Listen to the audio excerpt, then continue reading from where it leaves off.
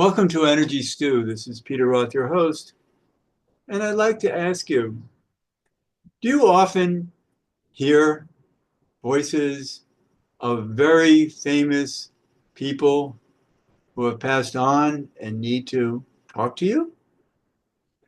How often does that happen? I know it has happened to me, so I know it's possible. And we have a guest now who is amazing. She's one of the most fascinating people I've ever met. And I'm so excited that she's a guest on Energy Stew, and we'll hear all about it from Corina Angela Winn. Corina, welcome to Energy Stew. Thank you so much for having me. I really appreciate it. Well, I love your story. You have a backstory of being a normal person, even a normal, um, unhappy person, and in very bad straits, even at early parts of your life. And then all of a sudden you blossomed into this person. I guess we shouldn't say all of a sudden, but what a path. You want to get us started talking about where you want to come from about it? Oh boy, yeah. Let's see. I mean, growing up, it all started when I was about 5, and I grew up primarily on a farm, my grandparents' farm, and I always found myself outside. I was always in nature, always with animals. We had cows, and always wanting to be outside, connecting to the outside. And through all of that, I found peace and my connection to Earth through a variety of different ways, climbing trees, started conversing with animals and just really connecting. Started hearing and seeing energy. And I just thought it was normal. I just thought, oh, okay, this is great. And fast forward, going into school, I would see things before they would happen. Meaning, one of my friends would be on the swing and I could see her falling and I would go to help her and then I'd get in trouble because the teacher thought I was pushing, my friend off the swing and I'd be in the principal's office trying to explain, but no, she was going to fall. I was just trying to help her. So a lot of those things started happening. And unbeknownst to me, um, I just thought that was the norm. And then, going into my teenage years, I just pretty much shut down um, that part of my life because it got to be very intense. It got to be overwhelming. And I didn't have a lot of guidance, meaning humans to talk to. I didn't have any friends or family that understood what I was going through. So I turned to writing, and writing, automatic writing started when I was 7. So I I utilized writing as a tool to and connect on many, many different levels. And it just grew from there. And I really started relying on my guides that I met and began relationships with. So it kind of all started like that. But you were also running into trouble. Yes, yeah. So when I was in my teenage years, like I said, I started really shutting down because it was overwhelming for me. So I started drinking and I got into some really bad relationships, very abusive. And And you gained a it lot got of weight also. Yes, I did. So I gained, 50 pounds and then lost it within 6 months. But there was a lot of things, a lot of internal battles going on that I needed to go through, experience to get to the other side of conquering what I needed to conquer. So Yeah, so you did it. You got to the other side. I did. Yeah. Yeah, I did. Whew.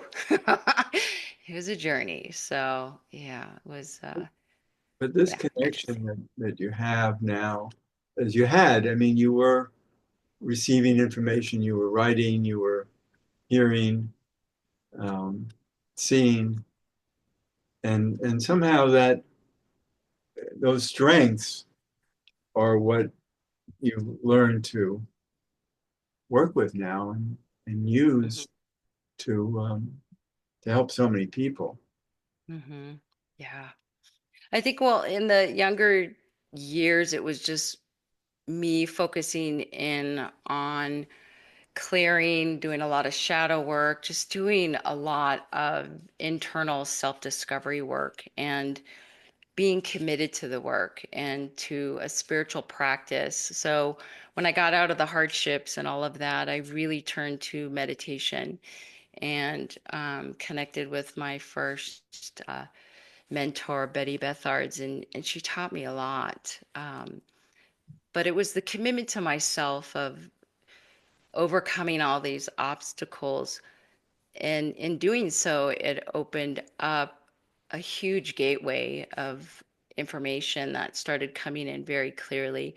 And then that's when, the writing really took off. And then me really going uh, on these journeys and seeing very clearly. And then fast forward to 2019 when Edgar Cayce and Gladys Davis Turner came in. So Yeah, it's well, we quite want to talk about that, but yeah. even before that, you delivered four boys. I did, yeah. I did, yeah. Yeah. So I took that route of I wanted to be married. I wanted to have that stability, that lifestyle that and creating those humans, I was like I just always as a young child wanted a big family. So, yeah, had four boys back to back. So, yeah. That was Yeah. amazing. I only had two, and that was hard enough. Yep, the juggling. Woo, woo, doo, Yeah. doo, doo. Yeah, yeah, that- yeah. Little circus, it was fun. I well, loved now, it. Yeah. but now they're quite a bit older and Oh, yeah. They're all teenagers. Yep. not as well. They have their own worlds that they need to conquer. Yep. So, in the meantime, and you brought up the name of Nikola Tesla, Hmm. and you before we started the show, you were telling me your background with him, that you actually um, knew each other even before he was Nikola Tesla.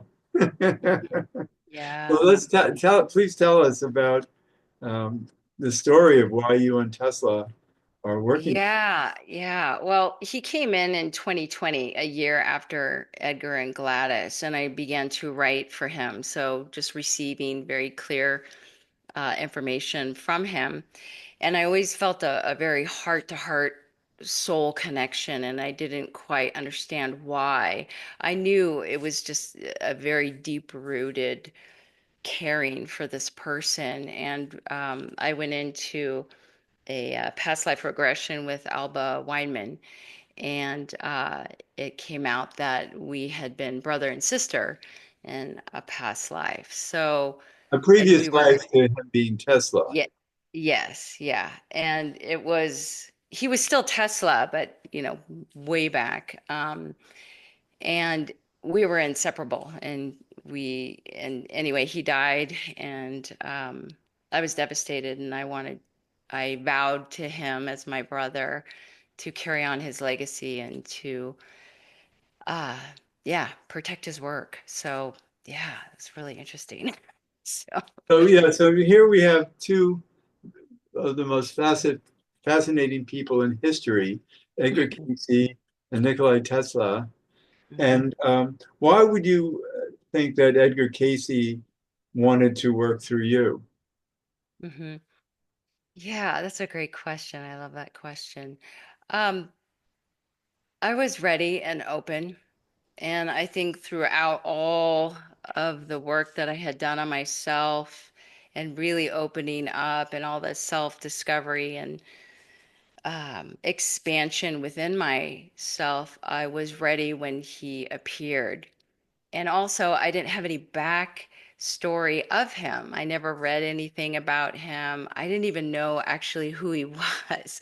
I thought he was a psychic or something, but when he appeared in front of me on that day in 2019, I just looked at him and he goes, "Hi, I'm Edgar." I'm like, yeah. It was like deer in the headlights, I was like, who is this person? And he was almost pleased with this. And he said, "Well, I'm Edgar Cayce."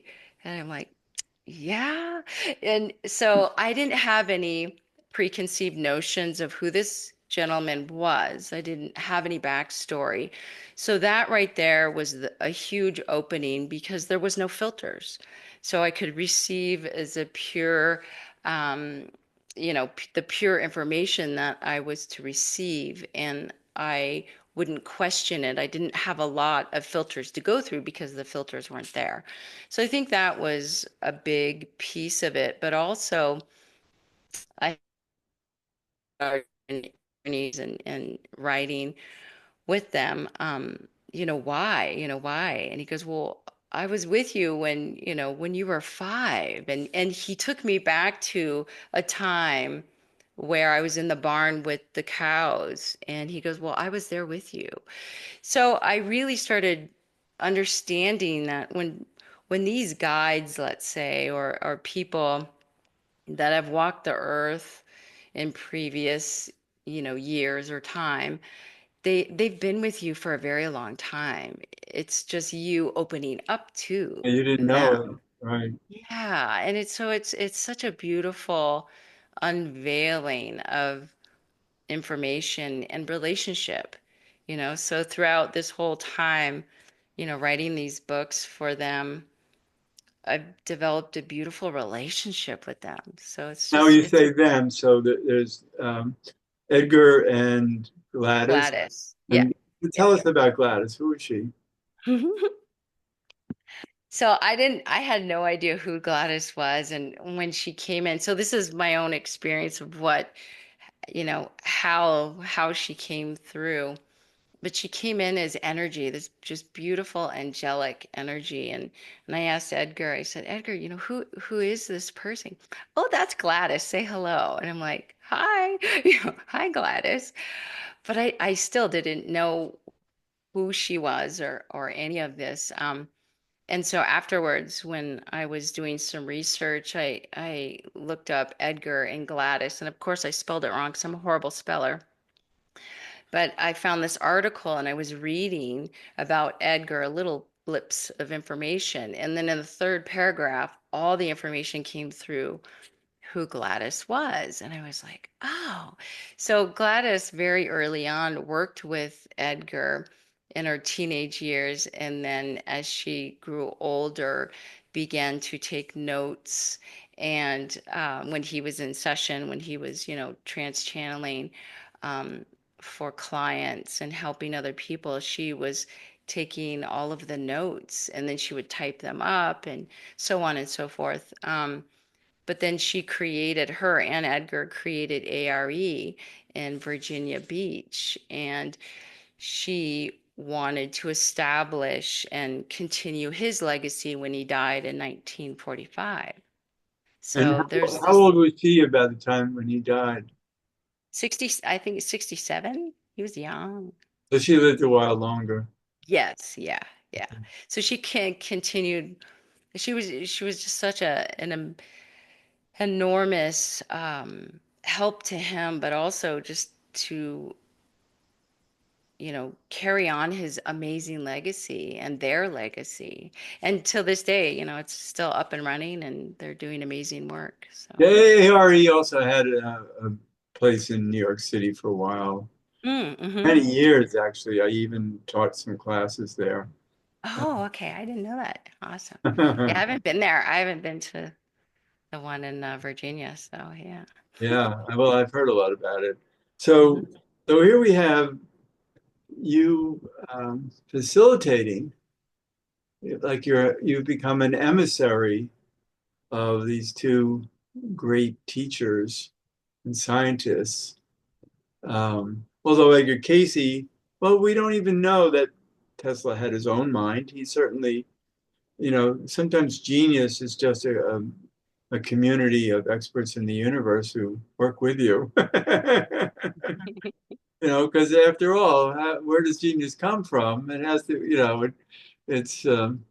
I believe that we're not alone, and so Tesla obviously um, was a brilliant um, accumulator of great knowledge and understood things in powerful ways.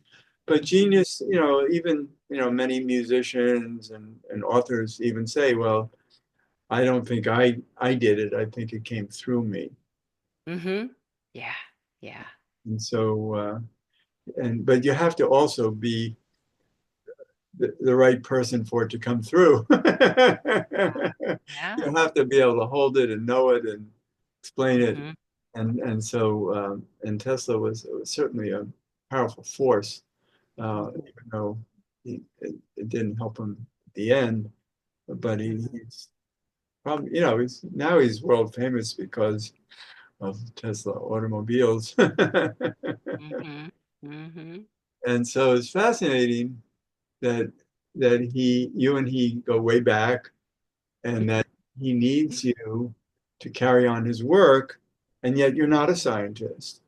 I'm not, no. I mean, half of the things that come through, I have no idea, but I keep sketching and keep writing and ask the questions and yeah, receive the information. So it's quite extraordinary. And even just what he's shown me it's just fascinating to me. It's just, it's like for me, I look at it with childlike eyes it's, like going into a candy store and I'm just wildly curious. And even if I don't understand it, I'm still curious, like, oh, what is he working on today? And, it's just fascinating to me. It's just, this work alone is just yeah, it's quite extraordinary and that's why I continue to do it, I have, many notebooks that I showed you, but it's like, I just keep doing it because it's just fascinating. Right, and it's a project that we don't know yet. You don't know yet where it's taking you and who will show up Hmm. to facilitate the uses of this Yeah, yeah, information. yep. Be- because obviously there's so much science that is needed in the world that you are accumulating. Right. Yeah. I mean, they're saying, and he's always projecting 3 to 6 years out. So there's always a timeline, which is very interesting. So, I mean, and he'll, a couple years ago, he's like, okay, there's a nebula coming and he'll show me like literally where the nebula will be coming from, the new nebula in 2026 and what it's going to produce and the gases and all of these things that we will be able to resource. But it's just fascinating that he'll give me the coordinates of exactly where it is. I'm like, okay, fantastic. Next. It's like, what am I gonna, I don't know what to do with that. But I love that you're so innocent about it, and I think that's what's important. Because you're unfiltered, Yeah, and I'm not connected to a result. That to right. me is like, If you had a you know, scientific background, you'd probably try to be figuring it out in ways that could end up limiting it. right, exactly. Exactly. I mean, even when he shows me compounds that are, together, and he'll show me certain minerals that will produce a certain XYZ. There's to me, I'm like, oh, okay, great, fantastic. Okay, next. But to that, even that component is, I would think that would be very helpful to some people out there. So. And maybe even among our audience, there are people who've been waiting to learn about you. Ah, that would be wonderful. Yeah, you never know. So I'm excited. I'm excited. No, no, it's wonderful to know you because it's magical, and important too. I go Yeah, back, as we talked about before the show, I go back 2 years back with Lisa Denton, where she and I would travel up to the Layfield uh, yeah. Bean once a week. in central Mhm. Massachusetts on day trips, and we would um, bring in intuitively bring in information for the development of this one consciousness expansion machine. Yeah. And I remember every time we drove home together, we would say, "Wow, this was using our abilities um, at the in their best. That this is an opportunity for us to really appreciate our talent of Mhm. harnessing information from outside sources." Well, And that's what it's all about too. It's the co-collaboration. And I know, I mean, Edgar and Gladys and myself, all, three as a trine, we work together, right? So it's bringing that co-collaboration, even with Nikola, it's like bringing that in. It's like he so wished he would had that when he was alive, but he spent his time in solitude because a lot of people didn't understand him. well, So how that's could why he they? was always, so he If was they had it- always with himself. So yeah, so it's bringing in, right here, right now, these people that can collaborate with each other as a team, and working, together and bringing the information into fruition because, like you can bring one part, I can bring another part, and another person can bring another part and another, and you all come together and waha, there you go. It's right. it's just fascinating. I think it's wonderful that you and Lisa, work together and brought that in because that's a beautiful thing, And it was wonderful doing it with her. So Yeah. Mark Newkirk, who was he was the chief scientist up there, and Yeah. he created notebooks after notebooks of information that we gave him. I And love it. so it's wonderful, and that's why I can really appreciate you so much because you you have an assignment from the universe to Yeah. take care of to help the planet in important ways in the future and ways you don't even know how it'll manifest. Yep. But you're accumulating because you're also accumulating so much information from Edgar Cayce. Yeah. Yeah. A lot of information. Yeah. Yeah. The first book was written in 4 months. And there's 44 entries of a variety of different topics that he wanted to address. And then there's 28 exercises within the book as well. And it took 4.5 years to publish the first book because I went through all the exercises myself and then tried them out on friends, family, and clients and found amazing results. So it was that whole process of going through acclimating and integrating all the energy of transference, So which let's was tell fantastic. yes, let's tell our audience about this book and where they can find it. hmm It's available on Amazon, so you can go there, or my website is trinehealing.com, TRINE healing.com. And what's the name of the book? It's called Transference Connect Your Soul Self, and it's a reference manual to discover your soul self based on Edgar Cayce and Gladys Davis Turner's channel teachings and exercises by myself, Corina And Angela Winn. it's also the first of other books. Yes, yeah. So wrote the Transference in 4 months. There was a couple week break, and then wrote the second one in 4 months, couple week break, and then wrote the third one in 4 months. So that whole year was all about writing. So yeah. It's fascinating, and I can't wait to climb in and see what Edgar had to say. Yeah, yeah, please do, because it is. It's a fascinating ride. It really is, and it's helping so many people in the world, and yeah, it just goes in so deep, and it greets you where you're at, which I love. So the book is alive, and it's quite amazing. So dive in. And now, currently, are you still working with both sides? Yes, yeah. So you're Yeah. still accumulating information from Tesla. Hmm.